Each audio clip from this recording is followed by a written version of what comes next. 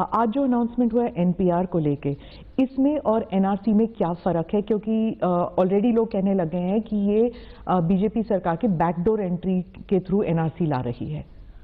देखिए, दोनों में मूलभूत अंतर है। एनपीआर जो है वो जनसंख्या का रजिस्टर है, जो पॉपुलेशन रजिस्टर है। देश में जो भी रहते हैं उनके नाम रजिस्टर्ड किए जाते हैं, जिसके आधार पर देश की अलग अलग योजनाओं का आकार बनता है। और एनआरसी है, नेशनल रजिस्टर ऑफ सिटीजन्स।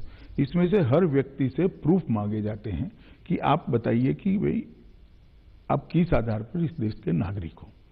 ये दोनों प्रक्रिया का कोई लेन देन नहीं है, न दोनों प्रक्रिया का एक दूसरे के सर्वे में उपयोग हो सकता है। एनपीआर के लिए जो अभी प्रक्रिया चलेगी, इसका उपयोग कभी भी एनआरसी के लिए नहीं हो सकता। दो कानून भी अलग है। मगर ये प्रक्रिया मैं थोड़ी स्पष्टता कर दूं कि ये भारतीय जनता पार्टी की सरकार ने शुरू नहीं की है। 2004 में यूपीए सरकार ने एक कानून बनाया जिसके तहत ये प्रक्रिया चालू हुई, और 2010 में जब जनगणना हुई 2010-11 में, इसके साथ इसको किया गया। अब फिर से जनगणना हो रही, इसके साथ ही करने का प्रावधान है। सरकार ने आज निर्णय करा है। तो मैं पहले ये स्पष्टता कर देना चाहता हूं कि एनपीआर का कोई भी डेटा एनआरसी के उपयोग में आ ही नहीं सकता, क्योंकि ये अलग प्रक्रियाएं हैं। और उसमें नागरिक से अपने नागरिक होने के लिए कुछ दस्तावेज मांगे जाते हैं, और कुछ प्रक्रिया जो आसाम में हुई है अभी। इसके अंदर देश के अंदर रहने वाला हर कोई व्यक्ति अपनी स्वतः की इच्छा से एक ऐप के अंदर भरकर भेजेगा, कोई सपोर्ट डॉक्यूमेंट नहीं मांगे। एनआरसी में प्रूव करना पड़ेगा और एनपीआर में सिर्फ साइन करना पड़ेगा, इंफॉर्मेशन भरना पड़ेगा, और ये सब वॉलंटरी है एनपीआर का एक्सरसाइज। वॉलंटरी मतलब कुछ इंफॉर्मेशन नहीं है तो भी कोई दिक्कत नहीं है इसमें। तो उसमें कुछ खाने खाली रखे जा सकते हैं जी।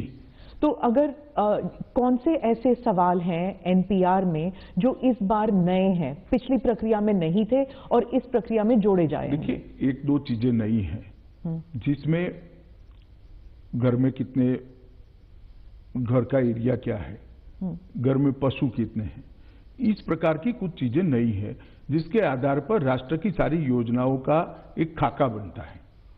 मैं आपको बताता हूं, इस प्रकार के सर्वे न हुए होते तो हम आज देश में हर गरीब के घर में गैस नहीं पहुंचा सकते। जो लोग इसके लिए अपप्रचार कर रहे हैं वो गरीबों का और विशेषकर माइनॉरिटी का नुकसान कर रहे हैं, क्योंकि ये प्रक्रिया से जो कटेंगे उनके लिए ये योजनाओं में कैसे जगह बनेगी, इसका अंदाज कैसे लगेगा।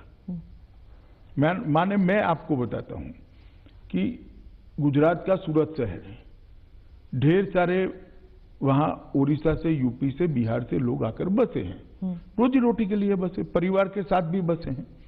अब जब एनपीआर के माध्यम से ये मालूम नहीं पड़ेगा कि कितने उड़िया बच्चे यहाँ रहते हैं, तो उड़िया भाषा की प्राथमिक शालाएं वहां कितनी खोली जाएगी, आप मुझे बताइए। कैसे सरकार तय करेगी? म्युनिसिपल कॉर्पोरेशन कैसे तय करेगा? हिंदी भाषी स्कूल्स कितनी खोली जाएगी, वो कैसे तय करेंगे? क्योंकि गुजरात में प्राइमरी एजुकेशन गुजराती में है ऑब्वियसली।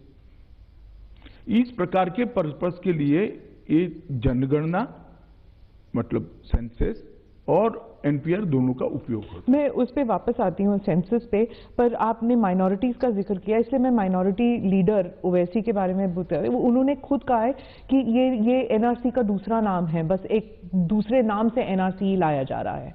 देखिए, ओवैसी साहब अगर हम कहेंगे सूर्य पूरब में उदित होता है तो वो कहेंगे नहीं नहीं भाई पश्चिम में होता है, ये उनका स्टैंड होता है। मुझे तो इससे कोई आश्चर्य नहीं। फिर भी मैं ओवैसी साहब को भी आश्वस्त करना चाहता हूं देश के गृह मंत्री के नाते कि इसका एनआरसी की प्रक्रिया से कोई लेन देन नहीं है। ये बहुत अलग प्रकार की प्रक्रिया है। तो सर, जब माइनॉरिटीज की जिक्र कर रहे हैं आप, तो माइनॉरिटी हमेशा ये घबराहट होती है माइनॉरिटी कम्युनिटी में कि ये बार बार जो सवाल पूछते हैं, क्या आप नागरिक हैं, क्या आप यहाँ पर कब से हैं, कितने साल से हैं, जब बार बार सवाल उठता है तो दस्तावेज तो पेश करना पड़ेगा ना। एक भी सवाल ऐसा नहीं है कि आप नागरिक हैं। उन कितने साल से रह रहे इसलिए पूछते हैं कि इसकी एक प्लानिंग बनानी है। इसका आयोजन करना है। और ये डरा डरा कर ही माइनॉरिटी को सारे फायदों से दूर रखा था। मोदी जी की सरकार आने के बाद माइनॉरिटी को गैस भी मिला, घर भी मिला, शौचालय मिला, अब हेल्थ का कार्ड मिला है। अगर ये डराने का कार्यक्रम न करते तो अब तक मिल चुका होता।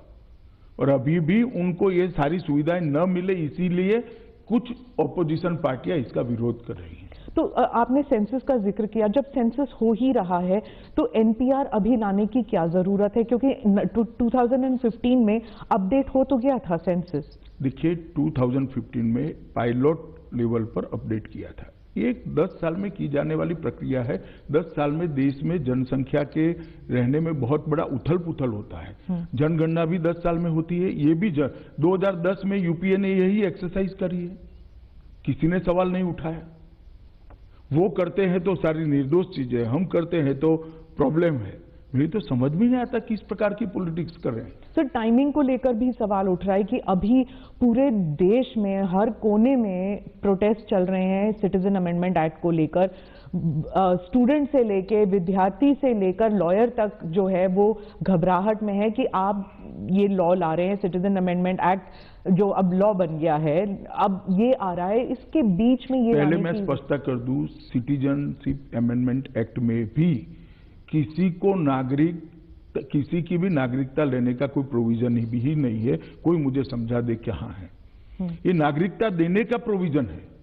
तो इस देश के जितने भी वासी माइनॉरिटी वाले हैं, मुसलमान हैं, उनको किसी को डरने की जरूरत नहीं। और जहां तक आपने सवाल किया कि समय अनुकूल नहीं है, मैं बताता हूं, इसका नोटिफिकेशन एनपीआर का भारत सरकार ने 31/7/19 को कर दिया था, जब सीएए आया ही नहीं था। सिटीजनशिप अमेंडमेंट बिल जो आया वो तो अभी अभी आया, उस वक्त ये आया ही नहीं था।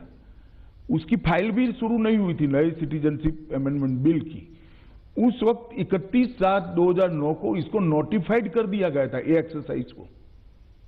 और बहुत सारे राज्यों ने, लगभग सभी राज्यों ने कर दिया है नोटिफाइड, क्योंकि सीएए के लिए अब जनता के मन में से भय दूर हो गया है। इसलिए कुछ लोग अब एनपीआर का भय खड़ा करना चाहते हैं। वेस्ट बंगाल और केरला ने तो मना कर दिया कि इसके कोई भी मैं आज भी आपके कार्यक्रम के माध्यम से दोनों मुख्यमंत्री को कहना चाहता हूं कि मेरा विनम्र निवेदन है कि इस प्रकार का कदम न उठाएं, वो इस पर पुनः विचार करें।